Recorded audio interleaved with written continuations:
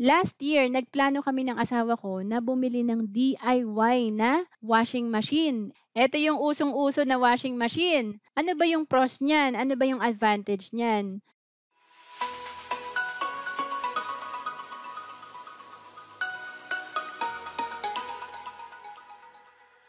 Hello everyone! I'm Roan Celis Capistrano of 1 Million Club.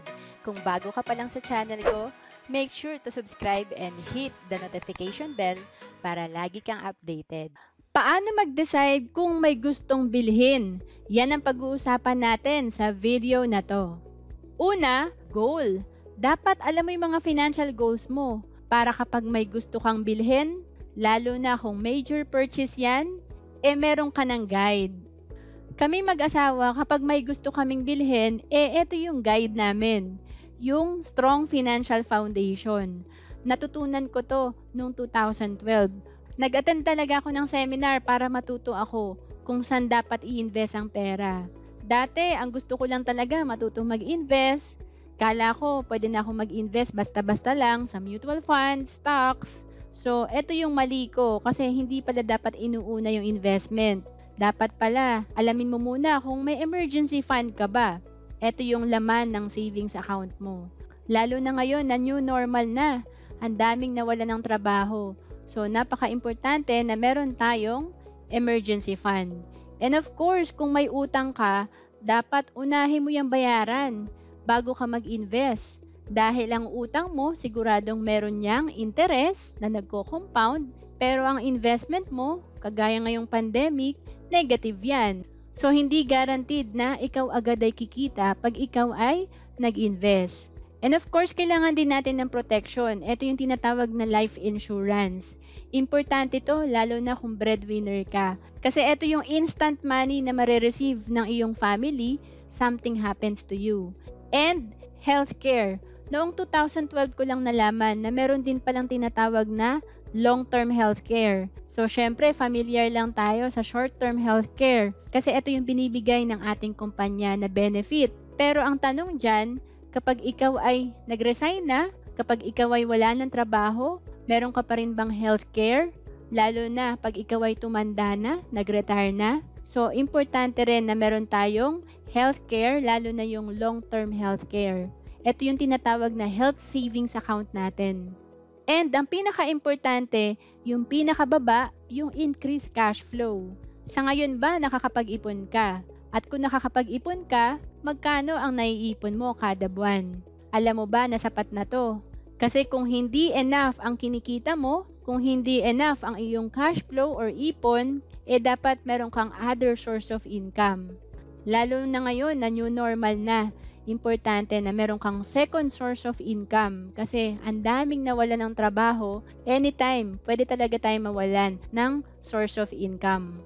Again, napaka-importante na alam natin ang pag-build ng tama ng strong financial foundation para hindi tayo mamomroblema sa pera or sa ating finances. Ang concept na to ang pwede nyo rin maging guide kapag kayo ay may gustong bilhin. Again, tip number 1, goal. Para hindi nyo makalimutan, i-comment nyo dyan, goal. Pangalawa, pag may gusto kang bilhin, i-classify mo, ano ba yan? Wants ba yan or needs? Gusto mo lang ba or kailangan mo? Again, sa napag-usapan natin na strong financial foundation, pag alam mo to, madaling mag-decide kung wants mo lang ba yun or needs. Madaling malaman kung asset ba yun or liability. For example, gusto mong bumili ng kotse na hulugan para gamitin mo sa pagpasok sa opisina. So, kung ikaw ay wala pang magandang cash flow, so tandaan mo kapag car yan na hulugan, ang madadagdagan ay yung utang mo. At paano yung trabaho mo? Stable ba yan? Kaya mo bang bayaran yan at ituloy for the next 5 years? So kung hindi, yan ay wants mo lang, gusto mo lang. Pwede mo pang wag bilhin. Pangatlo, pros and cons. Kapag may gusto tayong bilhin, ilista natin yung pros and cons. Ito yung ano ba yung advantage tsaka disadvantage kapag binili mo yung isang bagay.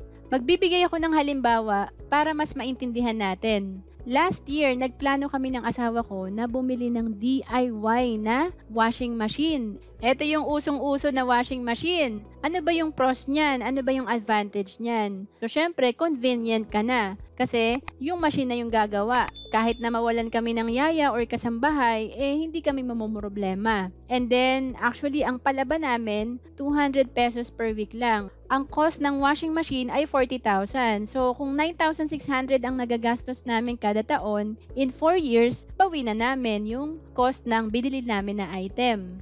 Ano naman yung cons niyan? Ano naman yung disadvantage niyan? Unang-una, bulky yan. Nagre-rent lang kami ng bahay. And then, kung plano naming tumira sa Davao, nandito kami ngayon sa Manila, syempre hindi na namin dadalhin yung washing machine na yan. So, pwede rin na hindi namin masulit yung cost niya na 40,000. Then, yung time. Kahit naman washing machine yan, i-operate mo pa rin yan. Kailangan pa rin yan ng oras. Kasi pagkalabas ng mga damit dyan, malinis, pero kailangan mo pa rin isampay yan kung medyo basa pa yan. Tapos, pag natuyo, kailangan mo pa rin tiklupin. Kaya ang desisyon namin ay hindi muna namin binili. Kasi inisip namin may alternative naman. Pwede naman kami magpalaba. Ito naman yung another example natin. Kami kasi nagplano rin kaming bumili ng kotse. So, nilista namin ano ba yung pros niyan, ano ba yung advantage niyan. Of course, convenient ka. And then magagamit namin sa business. Pag pumunta ako ng Makati, convenient. And then, pag may mga family events, hindi na kami magko-commute. And then kapag gusto namin mag-grocery, makakatulong yung sasakyan kasi marami na kaming mabibiling items. Ang cons niyan, ang disadvantage niyan, of course, may cost yan. At ang cost niyan, malaki yan kahit second hand lang yan. And of course, may gastos ka sa gasoline. Meron kang gastos sa maintenance. Parking. Siyempre, dapat i-consider natin yan. Ngayon nga, sa mall, kapag chinek mo, 200 pesos din ang parking. And then, ang ginagawa kasi namin is online business. So, hindi naman namin talaga kailangan pa ng sasakyan dahil wala naman kaming i-deliver. And then, based dito sa nilista namin na pros and cons, hindi muna kami bumili ng sasakyan dahil, again, hindi pa naman siya talaga need. Pwedeng wants pa lang namin for convenience. Another example is, kinonsider din namin na bumili ng hulugan na kondo. So, ang advantage niya, convenient na naman kami kasi kung bibili kami ng kondo, doon na sa malapit sa head office namin sa Makati. And then, ang cons naman yan is permanent na yan. So, ibig sabihin, wala nang atrasan kasi nandyan ka na binili mo na yan Hindi naman yan barya-barya lang. And then, kung di mo nagustuhan yung kapitbahay mo, talagang mag-a-adjust ka. At syempre, commitment yan. Kung talagang kailangan mo maghulog ng 30,000 a month, kailangan mong panindigan yan at bayaran mo yan. So, responsibility yan. At based dito sa nilista namin, hindi muna kami kumuha ng kondo. Kasi, again, hindi pa naman yan talaga need. May alternative pa naman at okay pa naman kami dito sa inuupahan namin dito sa Las Piñas. Again, ilista natin yung pros and cons. Ano ba yung advantage and disadvantage? And kapag hindi pa natin afford or hindi pa natin kayang bilhin yan, i-check natin, may alternative ba? Kasi hindi naman kailangang pumasok ka agad sa isang bagay na hindi pa okay yung cash flow mo. Again, babalik tayo dun sa pinag-usapan natin na pwede nating maging guide yung strong financial foundation. Ano ba yung bibilhin mo? Asset ba yan? Liability? Kailangan na ba talaga yan? Or gusto mo lang? Ano ba yung pros and cons niyan? Para sa akin, madali naman talagang i-build ang ating strong financial foundation. Basta mag-focus lang tayo dun sa pinakababa, yung increased cash flow. Sa ginagawa mo ngayon, sa trabaho mo ngayon, sa karir mo ngayon, okay ba ang cash flow mo? Kasi kung hindi, kailangan yan ang una mong i-work out. Kasi madali lang bumili ng isang bagay pag okay ang income mo, pag okay ang cash flow mo.